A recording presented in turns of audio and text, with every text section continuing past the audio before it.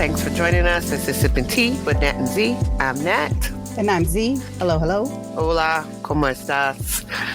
Bien. I just answered all of your questions that I just asked. ¿Cómo allez-vous? That's another one. How are you? ¿Cómo allez-vous? How are you? Don't mind my cough, y'all. Sounded like I got a smoker's cough, but I really don't. It's called sinus infections. Yes. Yeah. This weather has been weathering. Yeah. Yes, and me and prednisone are not really vibing, apparently, because I still have this thing going on with my vocal cords. So forgive me if I sound a little raspy. If you Isn't there that lady on on XM who's like a DJ, VJ from back in the day, and she sounds like or what's her name? I don't know, but don't do that. Don't do that again. I'm trying not to laugh in front of y'all because it sounds horrible. You sound like an 80s smoker. Like yes, that's what I'm saying. Yes, you sound like lady. One of Marge's sisters from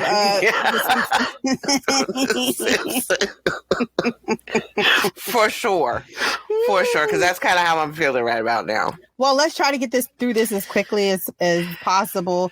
I'm not at 100% right now. If you guys could see me, which you don't, I look like a bald-headed bitch because my hair is pinned up. She got these cute pin curls in y'all.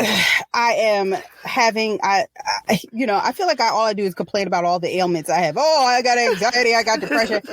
Well, I got ulcers, and my stomach is just not cooperating. Yeah. You need to work. We don't need that for you, though. So, I'm wishing you a speedy recovery. Yeah, listen, kids, from all that. Don't do drugs. That's our public service announcement. Don't smoke, don't do drugs. That's how we're starting this show off today. Let's be clear. My ulcer is not from drugs. just for clarity's sake, it's not. It's not from illegal drugs. It's from legal. It's from NSAIDs. Please do not take. Yes. Be careful with NSAIDs, y'all, because that stuff can really tear you up. And I am a living proof of that. So people be mindful of all the meds that we take, because they definitely have, all those side effects they be saying real quickly at the end of a commercial. It was like, please. It was like, side effects include loose stool, watery eyes, bald-headed. Loose knees, missing toes, loose knees, one less ear, hair loss, pinky toe, and bunions. But are these side effects? Some may be better than the cure.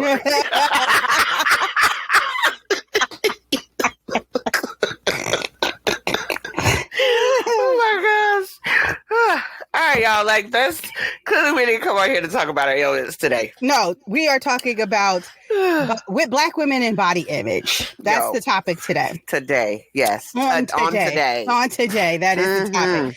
So what is the tea of the day? I'm drinking peppermint right now to kind of help soothe the stomach. That's nice. I'm not drinking peppermint. I'm drinking the latest bottle from my Cooper's Hawk collection. Apparently some sort of sangria. Oh, so this concoction. Is not tea at all. It's wine. This is not tea at all. I'm not drinking tea at all today. No. Mm-mm. I thought about it and I said no. I think I'd rather, indulge in my little bottle that I opened over the weekend. Mm-hmm. So the tea on the table, as you know, I've been going through this tea journey and just kind of giving a recap of that, giving you guys a heads up that there's numerous types of tea. And what do you need to know about the types of them? So it comes from an evergreen shrub called a Camellia sinensis. That's probably not how you say it. Sinuses.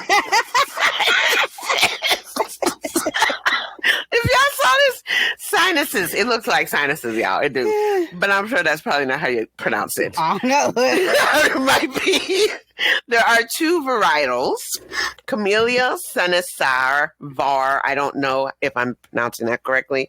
It's a Chinese tea, and Camellia sinensis var assamica or Indian tea. I'm sure that's not how you say that either. Assimica? Assam? Assimica sounds a little bit. Assimica? What did I say? Assimica? You said Assimica. Asmica. It's probably Assimica. Probably not Asmica. And all tea comes from this plant. There are 4 basic types of tea. Basic facts you need to know about tea. They all come from this plant, and they're all referred to as true teas. There's 6 main categories of tea: green, yellow, white, oolong, black, and pu'er, which is fermented tea. And its differences in how they're cultivated, manufactured, and processed. And then herbal teas are called tisanes and are not considered tea in the context of this definition because of how they're pronounced, how they're made. And then flavors teas can come from the Camellia sinensis plant, an herb or fruit, and many are mixture of all 3. And herbal teas are much more aromatic. They have medicinal properties for foods and medicines. And, they use them for different infusions for different therapeutic benefits.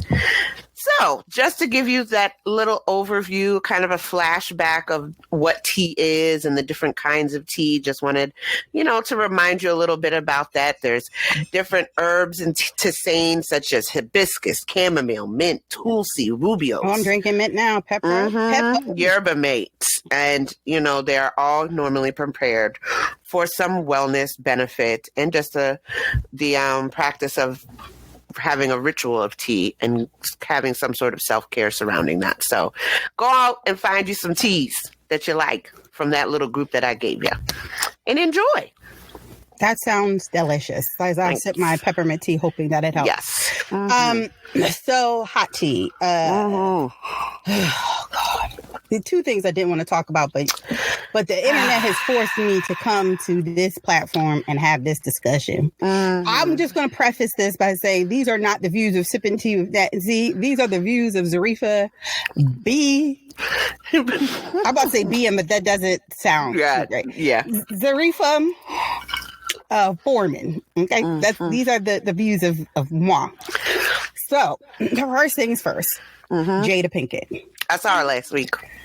Yes, I was supposed to go to that with you guys, I think, and I was unable to. But correct. I'm going to say this. Leave that lady alone. Please. I know y'all tired of hearing about it, but it's funny that y'all tired of hearing about it. And this is the real first time she's actually talked about the situation. Where you sit there and you think about this. Yes, ma'am. Actually, the first time she's actually spoken about her situation outside of the Red Table Talk that she did with Will Smith. Those are the only 2 times she's talked about it. Correct. I realize that people who have these opinionated views of her don't like her, never watch Red Table Talk. I even called somebody out on that. You just are talking because you either don't like her, but you have not invested any of your time into actually seeing or understanding how many times she's actually told her story. Okay, yeah, she talks about Tupac a lot. Okay, so what? Big deal. That was her friend. And I don't know, but if one of my friends was murdered tragically and they never found his killer, I think I'd still be talking about that too. I mean, that's just me. Now, in the context of her marriage, that's between her and Will. And Will is clearly unbothered because Will got this podcast going on called Class of 88. He talking about how he tried to holler at Peppa back in the day. Yes. Will is unbothered. Completely. That's number 1.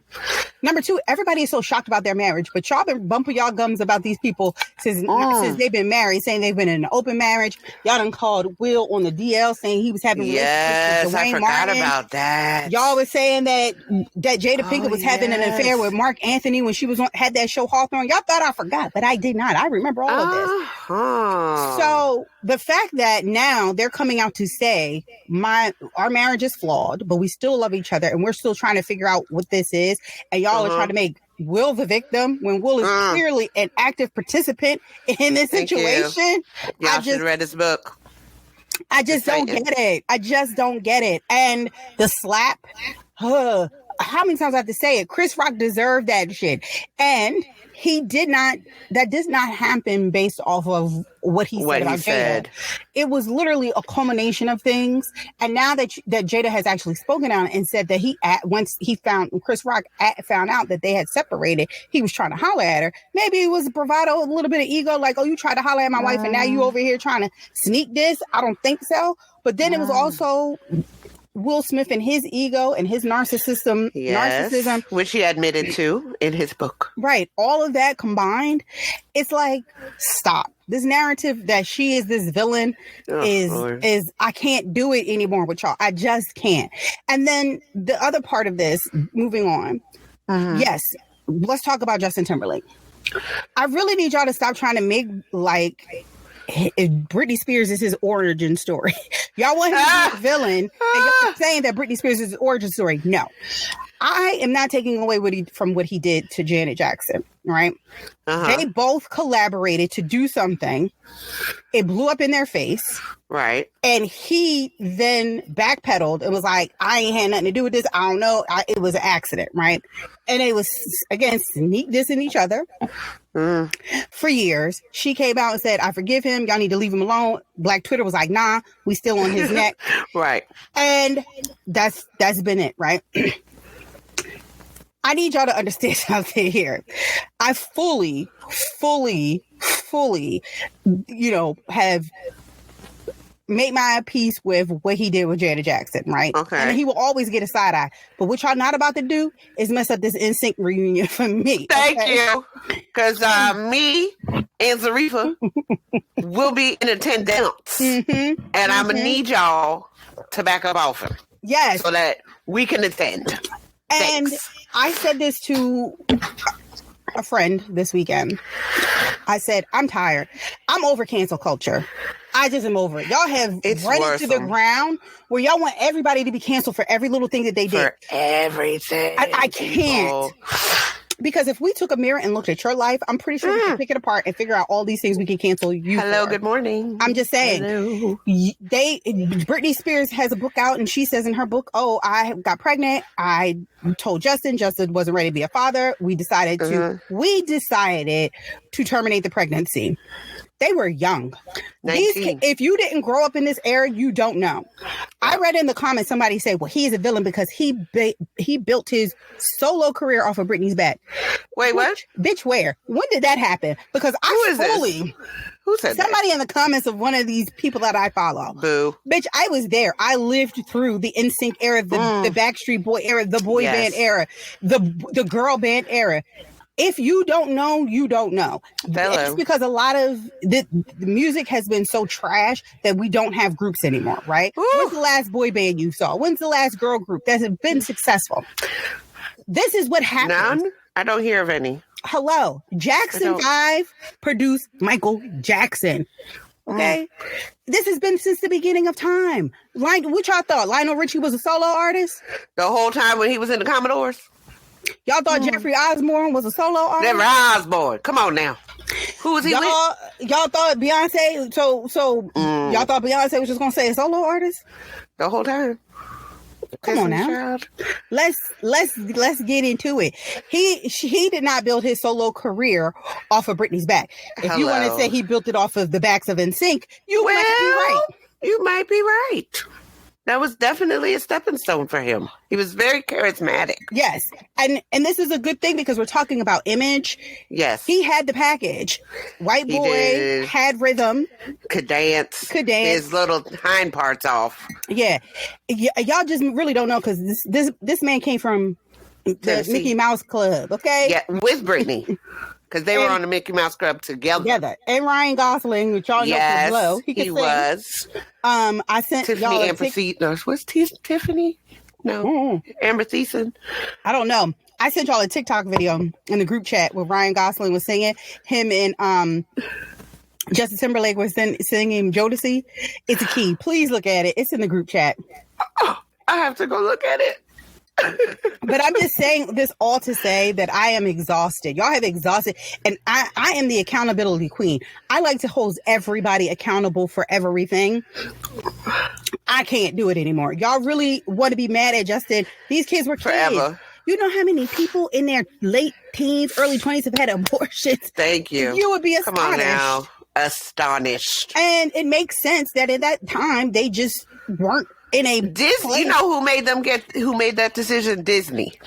Because they were still under contract for quite some time, from what I understand. And probably not even that. If you didn't live in that area, you don't know that there was this huge purity obsession. Where like Britney lied about being a virgin for a very long time. Jessica Simpson was a virgin until she got married to Nick. And they wanted to cast away Christina Aguilera because how dare she come out and be sexual? She's supposed to be a pure as snow white girl who can sing. How dare you come out and say, yeah, I'm having sex? How dare you? Oh, y'all don't understand. You heathen.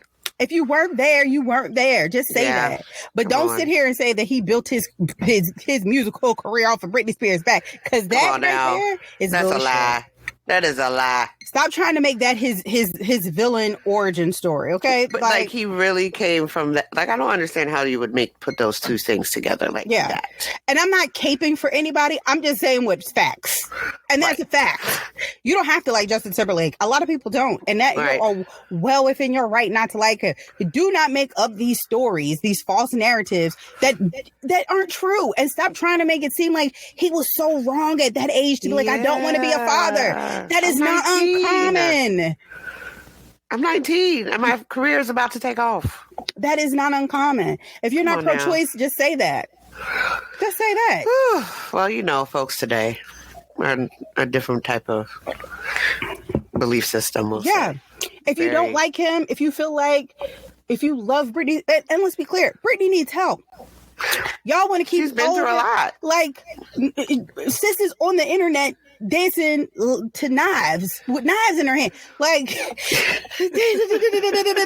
like people. Like she has had to grow up literally in the spotlight since she's been on the Mickey Mouse. Y'all really wanted her to have a baby then? Jesus, come on now, people. Let's be real. And then people were y'all would have talked about her either way. Right. You're going to talk about her had she had the baby or she had not had. Y'all talk about her now and her and her babies, because she probably was too young and wasn't in the state of mind she needed to be in. I mean, but now y'all talk about her all the time because of her. What kind of mother is she? But y'all wanted her to do. Come on now.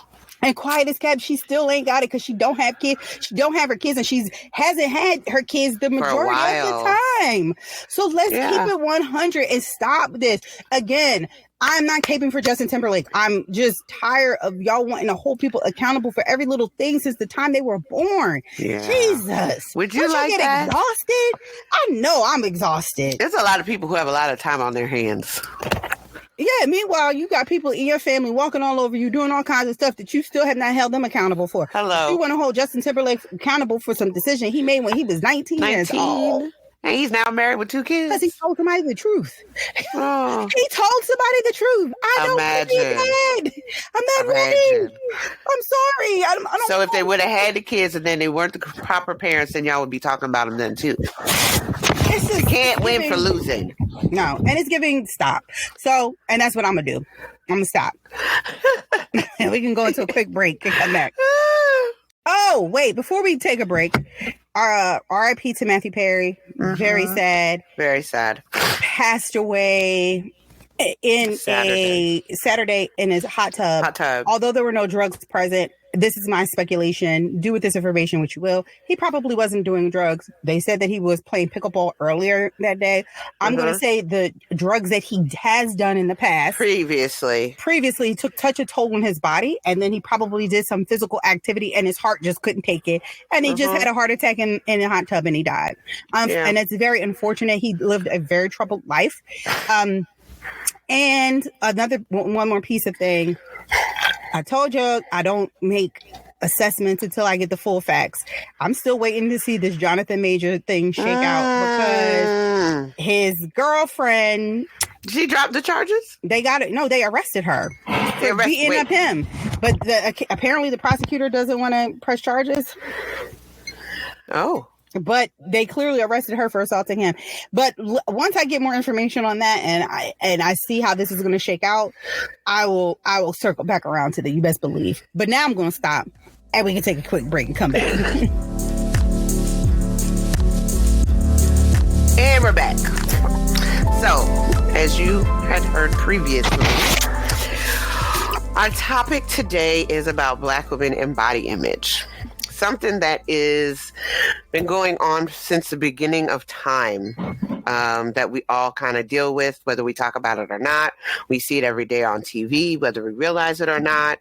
It's been a deeply nuanced, a very deeply nuanced topic, and it intersects with race, gender, and historical content.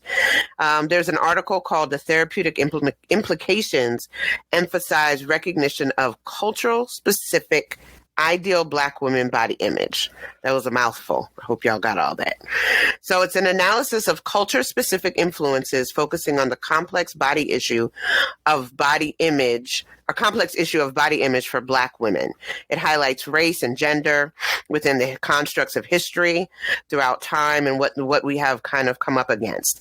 It notes that while body image dissatisfaction is usually more common among white women, if you just look out and look at any of the commercials that you see, anything just like the fashion industry, just looking at people in commercials and stuff like that, it seems to be that more prevalent among white women. However, Black women are not immune to this. And there's a host of reasons why. In this particular study, it included a focus group and some individual interviews with about 16 Black women. There's a qualitative methodology used, so they questions that evoke some emotional response instead of necessarily data collecting, which would be quantitative, and kind of talking about what is a dominant theme in the community's preference for a shapely and curvy body, which oftentimes within the Black community, we just assume like, hey, we're supposed to be thick, we're supposed to be curvy. So we kind of just sit back and accept that in different spaces, but we'll talk about that more. So the author did want to stress the importance of recognizing like there's culturally specific beauty standards within the Black community, and understanding how there's external influences from the media, press, magazines, and the like, and other conversations, and in the movie field, if you will, and the influences that come from men, family, and your peers, and then ourselves as Black women and what our self-perceptions of ourselves are, oftentimes can be skewed by all of these outside influences. And then, but I will say among Black women, it's a very complex issue, because it's influenced by a variety of factors from our historical, our individual elements, and how we negotiate body dissatisfaction amongst ourselves. Because it's something that I don't think we really ever talk about outright, but we talk around it based on like if we have clothes that we kind of like, or girl, I'm trying to fit into this, or we see someone on the media that we like and we want to aspire to that person. But I don't think we ever really get down to the nitty gritty of talking about where some of the origins of these insecurities come from and how society continues to perpetuate them amongst the Black community, and how come we don't really talk about it amongst ourselves as much as we probably should. It's kind of pervasive in videos and stuff like that, but there's a lot of historical context and stereotypes that have come from over the years, starting back in slavery days, that unfortunately kind of have framed where we are now. Right. So from a historical context and like us, and looking at stereotypes, like you said, with slavery and Black women, Black women endured unique and multifaceted hardships during the era of slavery in the Americas. And so if you think about it, those experiences were marked with painful intersection of racial oppression, gendered violence, and economic exploitation, right? But then if you look at it, we were also looked at as people who could breed well. And they would take the healthiest looking woman, and healthy meaning body structure, healthiest looking man, and they would try to breed them. Okay, I'm using a term that they would use. Breeding. Because that's what they would do, and try to create like a specimen, a high quality specimen, which is very disgusting when you think about it, right? So our bodies have always been the object of some type of desire, whether it was even back then them using us as their bed wenches and you know, wet nurses, whatever the case may be. We have always been, and then after that, think about it. So we move through slavery, and then we get to a point where now the stereotypes are becoming even more pervasive when it relates to our bodies. There's a Jezebel stereotype that hypersexualizes Black women, or the mammy stereotype that desexualizes them. We have been placed on display as oddities in circus settings for for public amusement and novelty, right? And then there's this image that we talked about on multiple occasions, the strong Black woman stereotype, which can contribute to a lot of body image, right? As it pressures us to adhere to a specific image of strength and some type of resilience. Right. And to play off of that, unfortunately, with the circus component, we were such an oddity because of Black women having an ample behind. It was seen as an oddity to be put on display.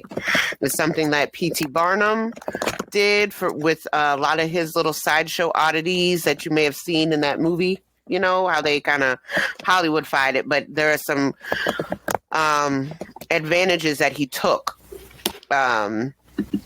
Advantages that he took of people, unfortunately, when they were out and about for his amusement and to make money. And then it kind of brings up to bear the cultural influences within the Black community. We have a different standard of beauty amongst us. We talked about beauty standards a couple, I think maybe last year, and just in general, and Black women in beauty and what our perceptions are, and color lines and image and all those things that kind of contribute to how we see ourselves.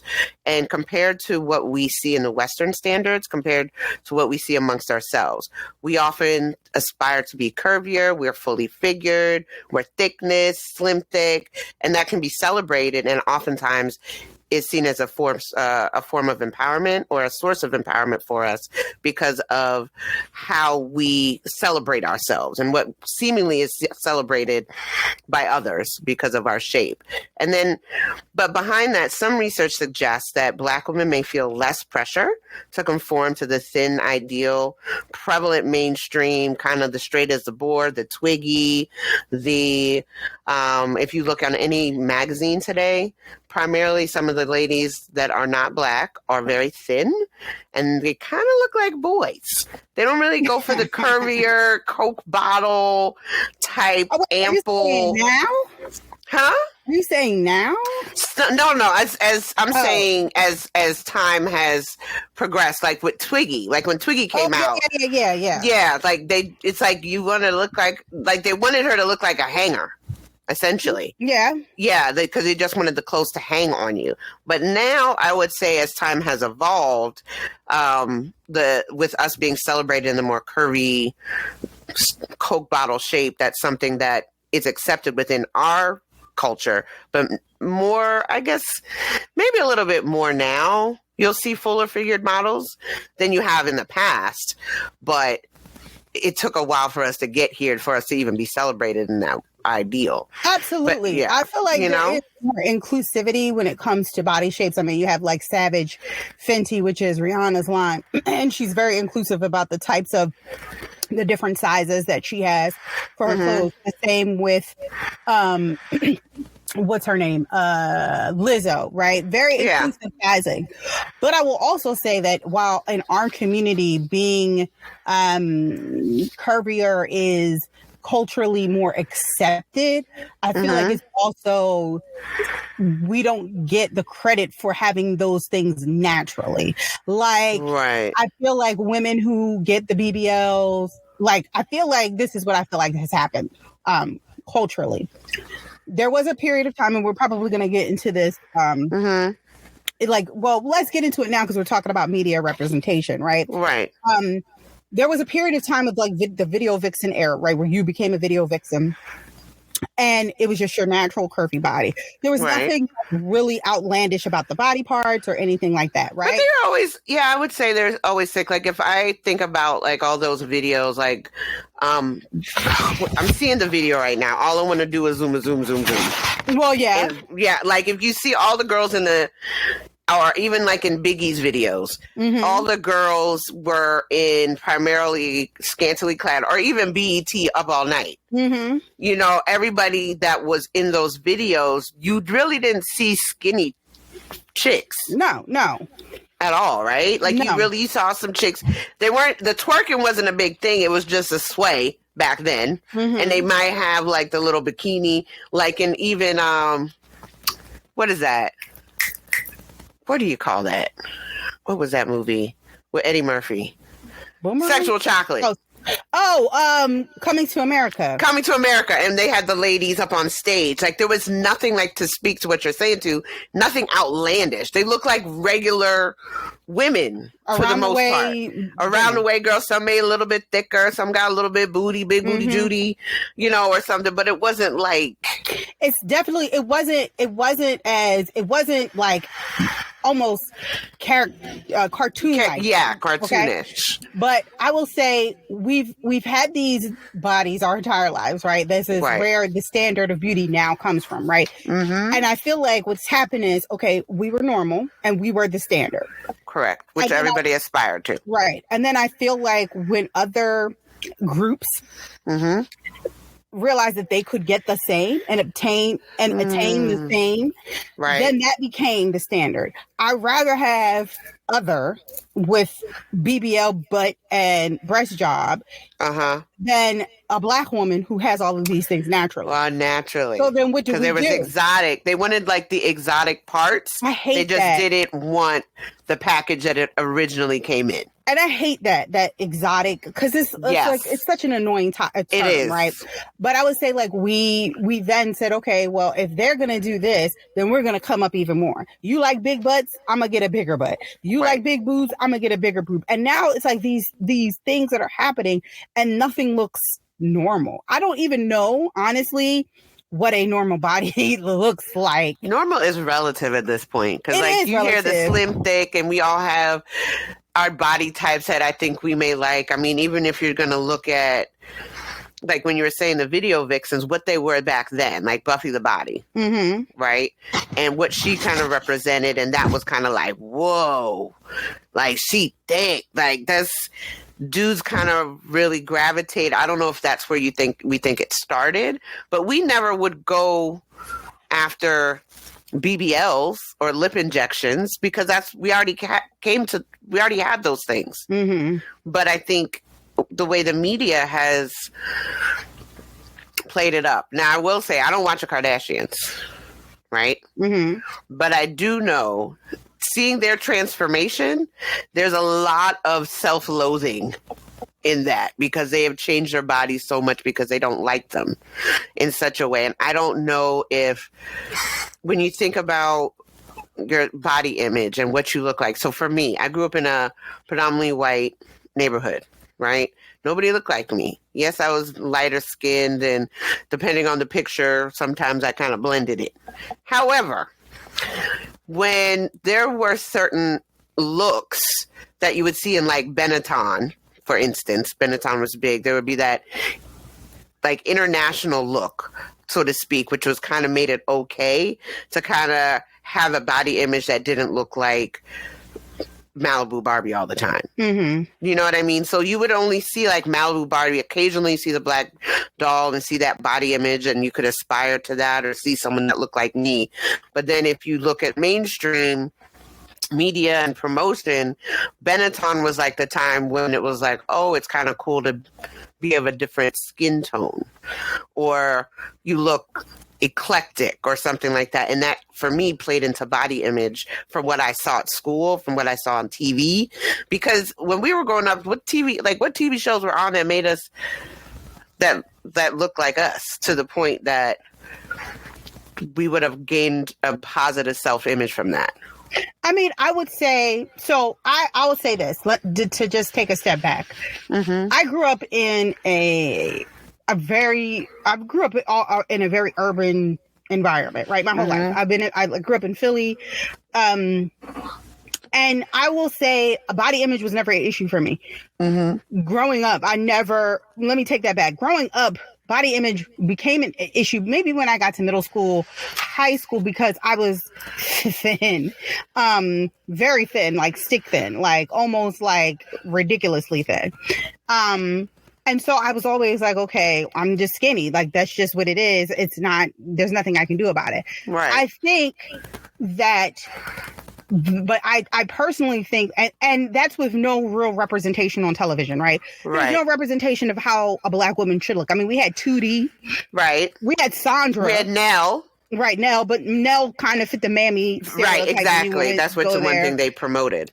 We had Wheezy and George. Wheezy and Florence. I'm talking about with women. And then Helen. But I mean, as far as like, if you're young, going on TV to look at someone who's younger, depending on when you grew up, I mean, there wasn't really anybody, right? So we kind of, our body image, I feel like, was more socialized or normalized through our peers, right? I feel like today's youth, they don't like their body. They haven't even fully grown into their body. Agreed. These girls are in their 20s already getting lip injections, boob jobs, all of that, BBLs. And I'm like, it's normalized. You haven't even fully become a woman yet. Like, you don't even know. You get fillers. You haven't, your body hasn't even really fully settled yet. And you're doing all of this. And I feel like they could say, I'm all for people getting cosmetic that's your business procedures, that's your business, but when are we stopping? Because some of these women I've seen do not look good with these things at all, and it makes me realize that it's the images that have been like, all representation ain't good representation. Thank you. We have representation now, right? When we're talking about media representation, I mean, there still is, like, let's be clear. There's mainstream media still pushes this Eurocentric beauty standard on us. And you can see it when we talk about missing women, right? The woman who's white with blonde hair, very fair skin, is going to get the media attention, more press when she goes missing. That's just it. So there is a Eurocentric standard that still gets pushed, right? However, now that we've pushed for representation, right? This representation isn't always good. And then when we do have people who are pushing a more positive approach, we tear them down. People don't like Lizzo because she's comfortable in her own skin. We need to understand that there are people who are quote unquote fat, and there's nothing they can do about that. Right. They can diet. They can exercise. It just doesn't go anywhere. It just doesn't go anywhere. And we just have to, as a society, accept that. And so she's trying to teach girls to just love the skin that they're in. And we want to shame her for that because we feel as though she shouldn't be able to do that with the size that she's at. Right. And that's sad.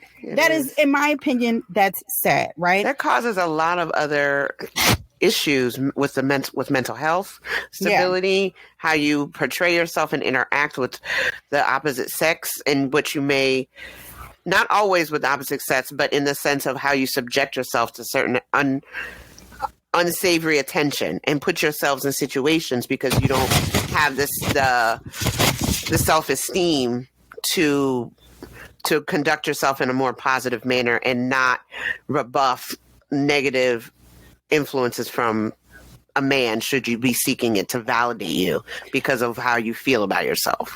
But I also feel like, but I think there's another piece to that, right? I feel like also there's this movement going on where a lot of men want to shame women, right? And I think they want to shame women because we've taken the power of objectifying ourselves from them. You can no longer objectify me because I will objectify myself. And I'm going to objectify myself in the way that I feel I want to. Right. So now everybody's upset because they're like, oh, yo, this is so bad. Like, all this is P-popping music and girls on TV shaking and twerking. And I'm tired of hearing this and seeing this.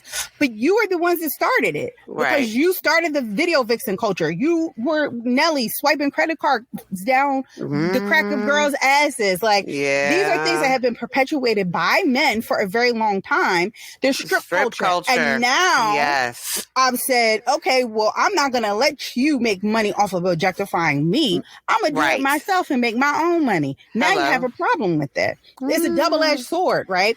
It is. On one hand, it's like the media and the way that we're represented is underrepresented and misrepresented, but then we're another way, overrepresented in other areas. Yes, and it's just like we have yet to really find that balance. But even taking it away from that, I'm a 46-year-old woman. I have body images, right? I have a body image issue, right? I think we all do. We look in the mirror and we don't like what we see all the time, right? Like, oh, I don't like this fupa. I don't like this muffin top. I don't like the way that my arms do. I don't like this. I don't like that. And I feel like I personally feel like it's become more prevalent the older we get because we're consistently being fed these images of women young, but even women our age who... look at the Real Housewives who all get like our age. Some are older, but most of them are our age to a degree. And they're out here getting all this work done.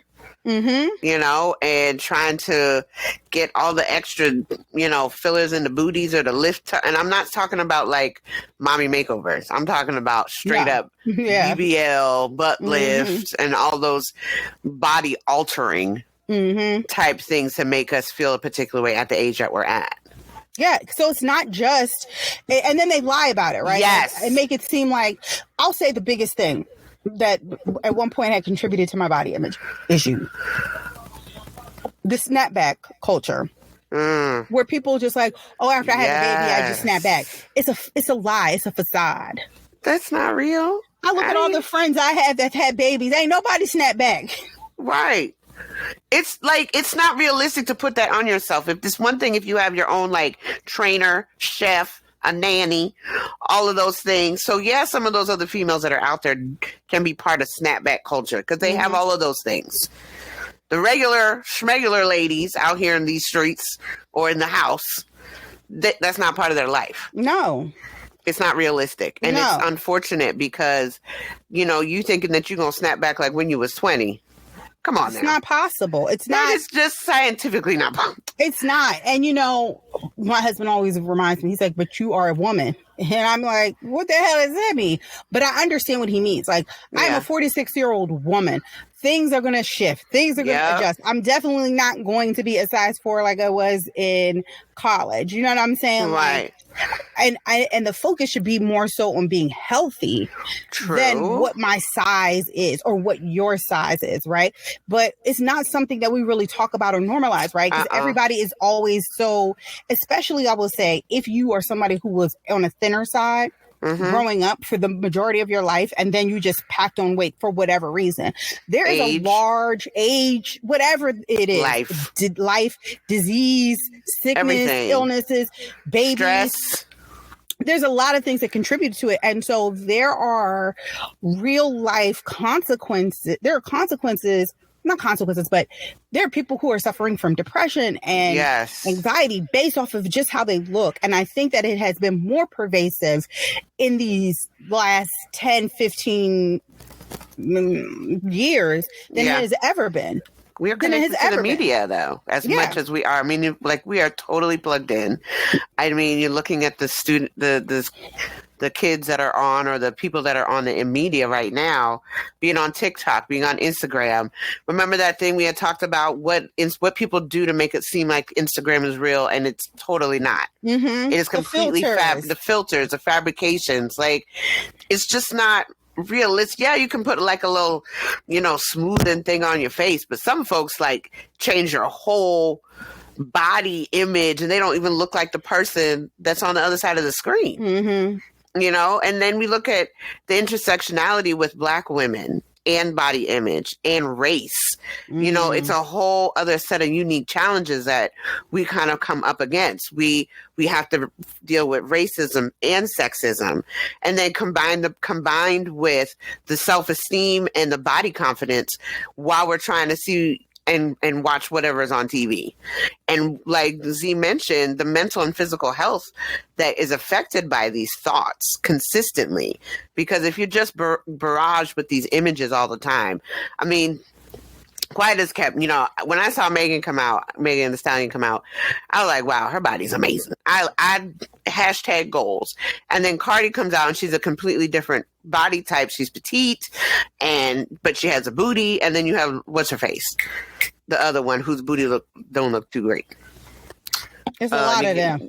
Yeah, I know. Nikki, Kim. Nikki and Kim. And then Kim's face. Right. You know, and you really, like, you have to stop and think. Some of them look fine. Some of them went a little too far. And it makes you kind of pause and think, what was their mental health at this point that they thought they were willing to put their physical health in such a jeopardy to kind of not look like the person that they thought they did or should? And is it because of everything that they were hit with? Like Little Kim seeing all this stuff coming up, that wasn't a big deal back then in those videos during her time. But now it has had an adverse effect on where she is now in her life, that she can't seem to see what she looks like, and that you get into body dysmorphia and stuff like that, and then they don't think about the health implications of doing all that. I think when what's her name, Keisha, it's not Keisha Cole, is it Keisha Cole who got her butt stuff taken out? No, K. Michelle. Yeah. Mm-hmm. So like while she went into that thinking she wanted to have a particular look and feel about something, she had to pause and think about her physical health because it was affecting her on other levels. So she kind of had to sit there and be like, you know, this is not the way to go, you know, and is it really worth your health? Are BBLs worth your health? For some women, but it even goes further than that, right? When you're talking about like the K. Michelle's, Little Kim's, like these people also had problems with the way their skin looked, right? Yeah. So there's an overall body image, and then it's just like, I know the guys like the lighter skinned girls. That's who they go for. So what I'm going to do is lighten myself up and get these lips done and get these breasts done and get this tummy tuck. There was a point in the progression of Little Kim where she should have just stopped. But if you talk to Little Kim, you know that there were traumas, things that happened in her life that did cause her to go down this path of like severe plastic surgery. Nicki Minaj, I don't know what went on with her. I feel like there was a point where she was fine and then she just looked like it just doesn't look normal to me. Now, somebody like a Megan Thee Stallion, she may have had little work done here or there, but her body looks normal. And I follow her and I watch her work out. So it is a lot of this she's doing is definitely man-made, given her. Someone like Cardi will tell you Cardi, if she could have just fixed her teeth and she would have been fine to me. But again, you know, these people have body images. And then I'll say this. When you put yourself in a situation where you're in the limelight 24/7, 7 days, like 24/7, of course it's going to start to really have probably an effect on you because you feel like I need to be this, right? I need to look better. I need to be this. Like SZA. Like, yes. When she came out and what she looks like now. And I'll say this, there are women like Viola, like Angela, who may get little work here or there. They look good. Halle Berry, they look good. And I just wish like that was the standard of beauty that a lot of people aspire to, because these people now that are getting all this work done, when they get to be that age, they're not going to look good. I'm telling you. It's not going to hang right. It's not. And then when you're talking about the intersectionality of it, right? And we're talking about race. There are a lot of people who want to be us, but they don't want to be us. Right. Kim Kardashian basically built her career off of looking like being built like a black woman and not being black. And now she's moving back to the stick thin figure where she's removing a lot of, if you see her now, she definitely does not have the body that she had 10 years ago. Really? Oh, yeah. Her butt has gotten smaller. She's gotten thinner. She's not as curvaceous. She's very much more on the Eurocentric side of things. Look at Chloe. Very Eurocentric side of things. Even Kylie Jenner now is saying that, you know, oh, I wish I didn't get this. I wish I didn't get that. And so, you know, they can afford to play dress up in our features and then go back to whatever. Then their life. And then we're still stuck here, like in this, in between where it's just like our bodies are celebrated and hated at the same time. At the same damn time. And do you think so, looking at that, do you think it's more so competition amongst ourselves or competition for attention from our male counterparts? That's an interesting look. I'm not in the dating world right now, right? Mm-hmm. I'm not in that mix. So what I'm going to say is based off of my own speculation and based off of things I see. I feel like it's for competition of men. Mm-hmm. Because the field is very thin. The herd is very thin. Okay, it's a little sparse. Yes, the herd is very thin right now, and so if there's a quality man that you feel is like a quality, right? Mm-hmm. You're going to do whatever you can do to stand out to him. You want to stand out above the rest, right? And if you're in an area that's very competitive, like a DC. Like a LA, like an Atlanta, like a Miami, what are you going to do? And I say DC because not physically, like there's a lot of like, okay, what do you bring to the table? DC is very... Right. Yeah, it's a different space. DC is very like, what have you acquired, right? We're at this stage of your life. Right. But it's still competition. So, yeah. There's 6 women in a row that are making 6 figures that have their own house, their own car, whatever. What are they going to do to stand out to you? Right. So then they go off and get, other things. And I think this women, it also goes to with the competition point of, folks stepping out on their respective spouses, folks having side chicks, folks doing all of those things. Because the side chicks may not look like the wife, right? But then the side chick to the side chick don't look like the initial side chick either, because there's so many different versions therein of what chicks are trying to attain that they will go, it's just I don't know how to explain it the best way is the competition amongst the women to look like something else other than what may be at home ramps up the competition, because I think a lot of those women look like women that are in the dance strip world, which is what is causing competition. Well, I think men are very visual. Let's be clear. Men are very visual creatures, right? Right. Men are very visual. It's the first thing they're going to notice is what you look like, period.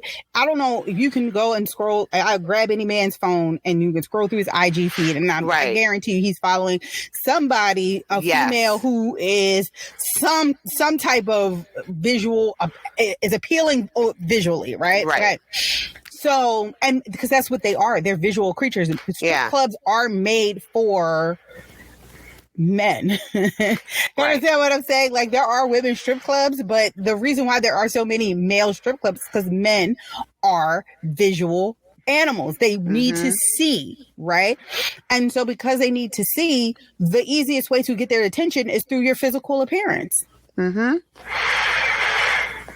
So the lashes, the weaves, the butt, the this, the this, the that, the this. And it goes back to the video vixens. But I feel like video vixens were better than what these girls are now, because they didn't have all of that. Like, think about it. When we were coming up, in the era that we came up, that was their natural body. I never heard of BBLs until, like, again, this the rise like 10, 15 years ago. What is this? Yeah.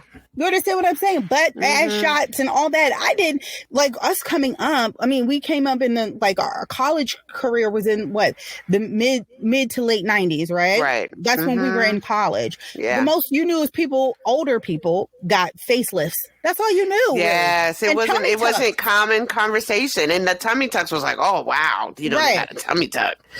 Yeah, now it's just kind of like, how can I pay down? I mean, I get it, but it's just at what point do they? it's become so common. At what point do we ever go back to just being okay with how you look? I feel like there is a movement now that's like kind of going to like resilience and resistance. Like I feel like there is a movement, and like say what people want to say about Lizzo, but one of the things that I admire about her is the fact that she's like, this is my body. You either love it or you hate it. I'm not going to succumb to your standard of beauty. I'm not going to do that. I refuse to do that. Right. Some people appreciate it and some people don't. I for one appreciate it, right? Because yes, like you don't have to be, and she's a beautiful girl. Like, you know what I'm saying? If you like facially look at her face, she is a beautiful woman. Right. So why are we so fixated on, you know, being like, I don't know. I don't know why we're so fixated on your body has to look a certain way when you walk out the street and every day. The average person, no, you don't. You only see them at the strip club or on IG. That's what I'm saying. And then, you know, I feel like natural hair, that natural hair movement was the first part of this, right? Because a lot of women were like, I'm not subjecting myself to your standard of beauty. I'm not putting relaxers in my hair. I'm going to wear my hair the way that it comes out of my head naturally. And if you don't like it, you don't like it, right? And I think that was the first step. But I feel like there's we need to start going a step further, because a lot of these girls, I feel like a lot of us have just dropped the ball and just assumed that they would have the wherewithal to understand that you don't need to get all of this. And why are you doing this at 20, 21, 22, 23, 24, 25? Your body is going to change at 30. It's going to change at 40. It's going to change at 50. And so now, you know, and now we're at this point where everybody's trying to lose weight, and we're on Ozempic and we're on Wegovy and we're on all of these things because we have had a brainwashing that if you are this size, you can't be healthy, you can't be, you know what I mean? And it's unfortunate because a lot of us are getting sick, like we were talking in the beginning, right? We were like, oh, the side effects of the drugs. There are side effects to these drugs that have a lasting impact on your health, your overall health. But again, we're all chasing, not all, when I say all, of course it's general, but you understand what I'm saying. Right. We're all chasing the standard of beauty, the standard of how we're going to look. But right? But for who? And for who? We out here getting BBLs, but not eating not eating organic. You out here eating BBLs and well, you're and not all taking this, care of yourself and won't eat fruits and vegetables and drink water. Right. Like, you understand what I'm saying? Just like the basics. Right. And then get all this and then, you know, folks have gained their weight back. Right. Gone and got their tucks and gone to other countries, got their gastric bypass. And that's all well and good if that's something you need for your health. But then you don't change any of the habits that you need to maintain that. And then it's like a cycle. And now your body image is you know, a bit tweaked or charred in some way because you can't see yourself in that positive light that you were striving for because you didn't do the foundational work to know what you need to do to maintain it. And let's be clear, we're talking about Black women, right? But we're also talking about Black women, but let's be clear, Black men in general also go through this. They're lengthening their height. They're doing hair transplants and all of these things, right? Jaw implantation, you know, for a strong jaw tummy and tucks. Stuff like that. They said that Drake got it. Drake got a tummy tuck, and I believe it. That he got abs and all that. Again, it's because we're chasing this idea of perfection that does not exist. And again, I say this to say we all go through at some juncture in our lives. We'll probably all have gone through some type of body image issue, right? It's part of life. It's part of life. Like I don't like the way that I don't like the size that I'm at right now. I don't like the way that I, you know, look right now, right? But that's my shit. But I'm not going to go out here and get no tummy tuck and no butt job and no breast no. I'm not doing all of that, right? I'm not gonna do all of that. Like I follow this girl on IG. I mean, not on IG, on TikTok. Her body is but tummy tuck, butt job. She looks good though. I ain't gonna lie. But then she was talking about her breast job, how she had just had another breast job. This was her third breast job. What? Because they've like messed up and like her nipples were lopsided at one point. It was just like, why do you let it go through all of that trauma? And who are you going through that trauma for? If you're doing it to look good. What is the sustainability? That's what I mean, because you see these shows called Botched, right? Mm-hmm. You see all of these things, and then stuff starts drooping in a couple of years. You know, your little facelift, you know, starts drooping. Your eyes, whatever it is you got done, starts drooping. Your boobs start drooping. So I guess my question is, to what end? How long are you going to keep doing this? You got to do it forever. And how are you affording this? Like, to me, what is the return on the investment? Yes, you only get one body. I get that. And I think it's important that you have a positive self-image with that one body. However, there are other things that you can do with your life that can enhance and sustain your self-image on multiple levels instead of putting yourself repeatedly under the knife. I'm not saying for folks that have done it once. I'm talking about the folks going to a whole other country, putting their lives in danger, and they come back and the booty is Listen, I'm not that starved for a perfect body where I would put myself in that type of. Me personally, I'm not knocking anybody else that does it, right. But like that is invasive surgery. Like I know how somebody, our producer was like, some people just need to accept that they ugly. And those are facts. They're facts. Not attractive. No, they ugly.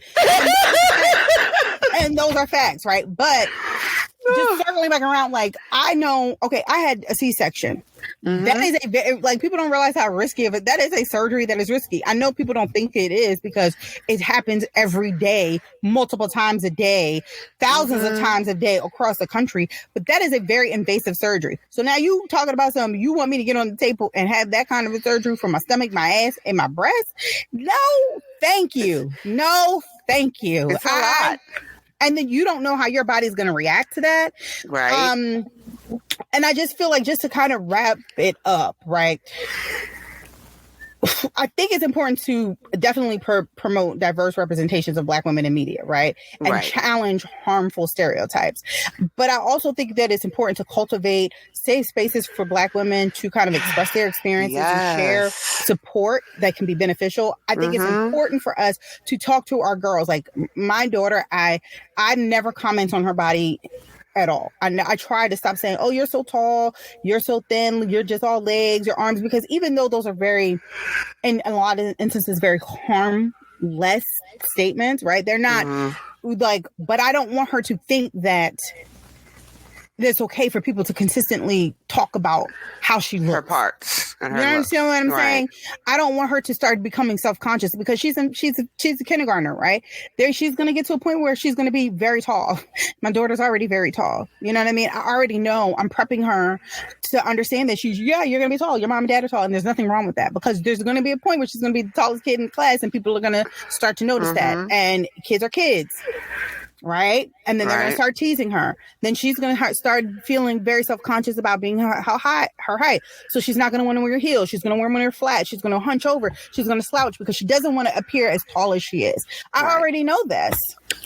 And barring the fact that World War III, to that. Hopefully I get to see this, in 20, 30 years, because World War III apparently is on the rise. Oh, Lord. Oh, let me not do that, because my anxiety about that is like top tier. But I just want to, you know what I mean?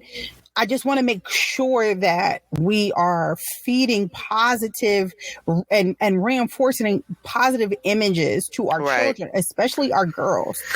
Right? Because somebody failed some of these women at some point. At some point. And the society has just reconfirmed that they should feel some type of way about how they look, and that they need to change it, because it's not necessarily the best place. I think one campaign, Dove has done a really good job about embracing body image and where you are, and some new like swimsuits that are all inclusive for every body type that I've seen a lot more press for, or the different brands that have the full figured or the curvier style women in the same styles. But it's sad we're just getting to this point. Like, think about it. Rihanna came out with Fenty, beauty, I don't even know, not that long ago, right? Let's say within the last 10 years, right? I don't even think it's that long, but maybe it is. She came out with this brand that was inclusive for your skin color. So to get this right, this was in the year 2000s, right? And it was a big deal. Are you kidding me? In this day and age, it's a big deal to be able to actually have foundation that matches your skin tone. Matches. What? And then what happened? Come on, y'all. Everybody started following suit. L'Oreal, why didn't you do that before? Right. The girls all of a been sudden. asking for this. Estee Lauder, the girl's been asking for this. Why do I have to buy 3 different shades to match? Coming on the runway looking like a ghost because I have the wrong because y'all don't have the right foundation. Right, for me. but I got to buy 3 different foundations to mix it to get a blend when I can just go to the store and get one. So now everybody's doing it. Like it's this a thing. This inclusivity. But let's be clear. As we are becoming inclusive in one area, they still trying to take inclusivity from us in the other areas. You just got to have your head on a swivel and make sure that you're doing everything that you can to educate yourself, to educate your children, to make sure that they have healthy body images. Yeah. And embrace where you are. Yeah. And if you're on a particular journey, I know I'm on a weight loss journey for different reasons, for different long-term health concerns for myself and dealing with all my other surgeries and medications. But you have to give yourself grace. When you're looking at anything regarding your body image. It could be your hair, and hair is big with us in the Black community. And what it's either looks like, if it's China, straight, number 27 or 4C curly, whatever, and making sure that you embrace those things and how you look and how you show up, because it can do a doozy on your mental. It really can. It really can. And that we have to be mindful that we can't keep tearing down each other on how they look. I mean, we may joke and be like, girl, you ain't got no butt, or girl, you big booty, Judy, or something like that. And those words, even though we are saying them in jest, can really contribute to someone developing a complex about themselves, which further perpetuates a negative self-image. Absolutely. And what they see and what they receive. Yep. From the media. So it's just, something to think about next time you out there doing your thing, and be happy in your skin. I know we all have our things that we don't like. I know I have 6 million different scars on my stomach from all my surgeries, but you know what? That's okay. I still wore a bikini in St. Lucia. Scars and all. But it took me a while to get to that point because I was so self-conscious. You just gotta make it. Take it or leave it. Yep. Take it or leave it. So embrace where you are. And I don't have any last sip, so let's just go to the outro. We don't even need to take a break. We can just end it right there. Thanks for joining us this week. You know how we do. Be on IG, Sippin' Tea, Nat and Z _pod, and on Facebook, Facebook.com, Sippin' Tea with Nat and Z. And to get info on upcoming podcasts, topics, guests, and news. And of course, thank you all for listening. Catch us on the next episode, which is caregiving. All right, y'all have a good week.